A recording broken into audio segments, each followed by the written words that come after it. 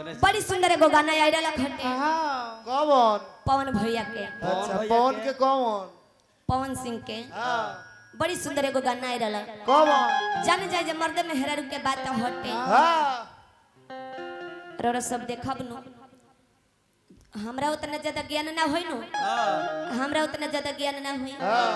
हे मर्द मेहरारू के खूब ज्ञान हो। कौन ना मर्द मेहरारू के बारे में हमरा कहां से रही यहाँ के लाइन से सी बानी। महाराज व्यास जी खाई ले तू तो सब केहू खाला रे। मैं गोलगप्पे से खाई ले। अच्छा मर्द मेहरारू के बात हटे। तनी भाव में आई भाव में। भाव तो ऊ देखा देब कि तारा बाबू के कंप्यूटर में घाव हो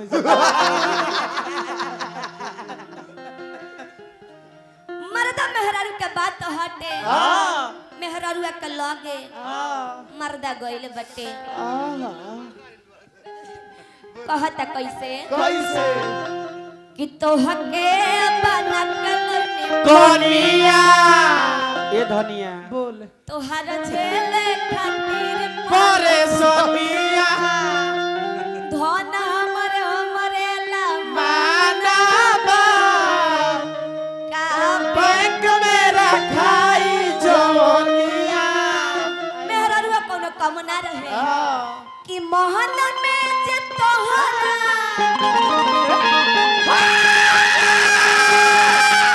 अरे सपार रही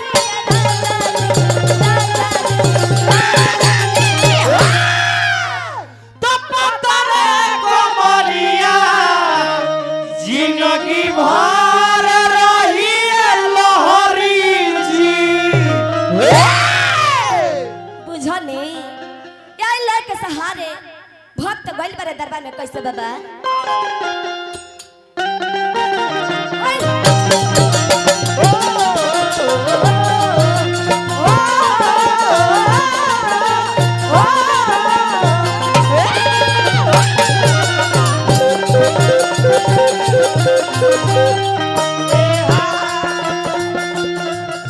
भक्त कहत रे कैसे कैसे कैसे हम बोलाइल गोरी के ललन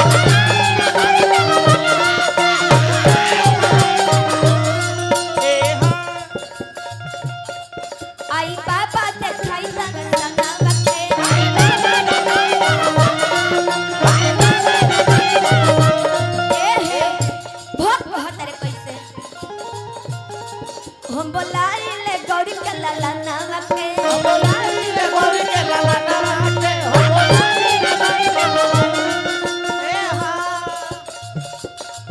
आई बाबा देखाई दर्शनवा के आई बाबा देखाई दर्शनवा के आई बाबा देखाई बहुत कहत रे बाबा हम सुन ले बाई पियर पियर लड्डू के बोला वाला पियर पियर लड्डू के बोला वाला पियर पियर लड्डू के बोला वाला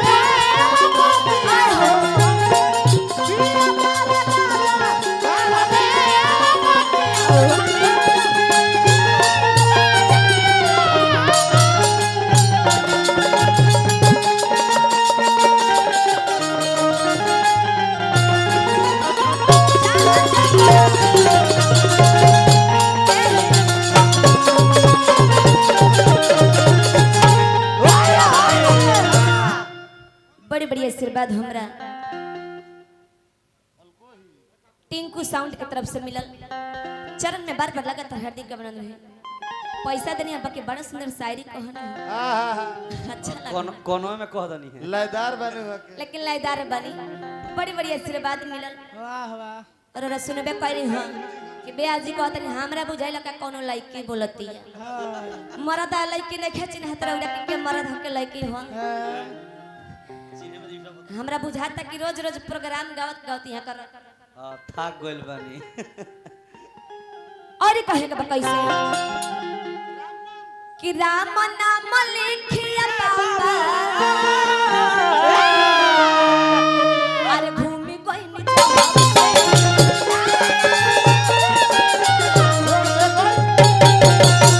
राम नाम लिखिया बाबा भूमि कोई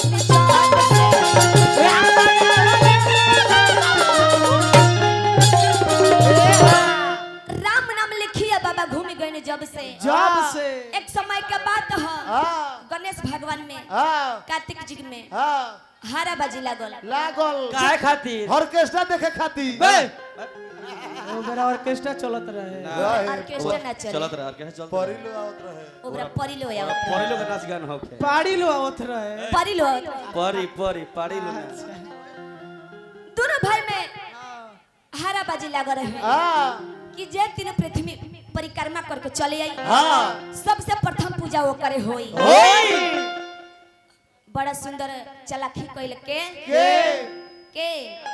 कार्तिक जी उनकर सवारी रहे मोर मयूर मयूर पंडित जी का लड़का हो। संस्कृति संस्कृत बोलता पंडित के लेके कार्तिक जी के सवारी रहे मोर मोर पर बैठले उड़ान भर दी होले फेरा में पड़ल बड़े के गणेश भगवान काहे कि उनकर सवारी रहे मूस होइलो मूस लौकता उलो तो चूहा अरे टिर्रा है अरे ये तो अंग्रेजी बोलता हां तो बोली काहे ना एकर दादी अंग्रेज के लौड़ी रहल।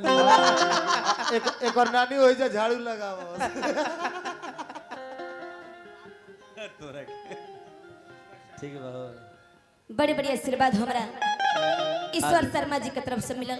आज बुका गणेश भगवान फेरा में पड़ल बड़े कहे कि उनकर सवारी रहे मूस जहे बियल देखी तहवे दे घूस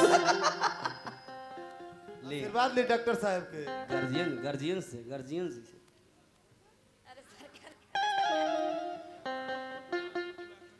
ब्यास जी हैं बड़ी सुंदर कलाकार दिवाकर जी हां ब्यास जी के चरण में बार बार लगातार हार्दिक अभिनंदन रहे। फिर आशीर्वाद मिलल हमरा डॉक्टर साहब के तरफ से उहाँ के चरण में बार बार लगातार हार्दिक अभिनंदन रहे। हम चाहब कि डॉक्टर जी हमनी के उतना दूर से रौरा साहब बोलौले बने इज्जत सम्मान देले बने फर्ज बनता कि तनी हमनियो के दिस तनी मंच पर 2 मिनट खाती आ जाए ब्यास जी रौरो के कहत तनी आई रहो स्वागत करी सभी का स्वागत व्यास जी के बोलाई हम 2 आदमी के ना 4 आदमी के सब लोग गार्जियन आ जाए सभी आदमी पारा पर चले सब गार्जियन आवे 5 आदमी कमेटी में जे आदमी बनी तो चले माला दलो गणेश भगवान फेरा में पड़ल बाड़े कि उनकर तो सवारी रहे मूस तो कैले का अपना माता पिता का बैठा के 5 बार परिक्रमा करके राम नाम लिख दी होले तबे से प्रथम पूजा होखे लागल। आई जब उतना दूर से बोला कि हमने के मान सम्मान देले बनी दुलार प्यार देले बनी कोनो चीज में कमी कैले हुई नहीं। हां त ताली बाजे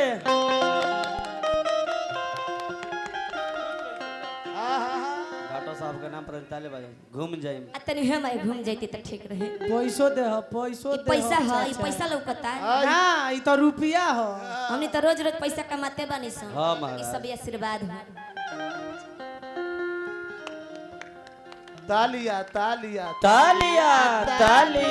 बजाओ कालिया चुप ला लिया आइल बा बड़ी बड़ी आशीर्वाद मिलल हमरा ब्यास जी के तरफ से चरण में बार बार लगातार हार्दिक अभिनंदन भक्त कहले कैसे कि राम नाम लिखिए बाबा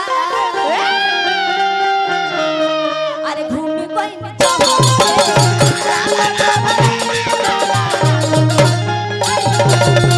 राम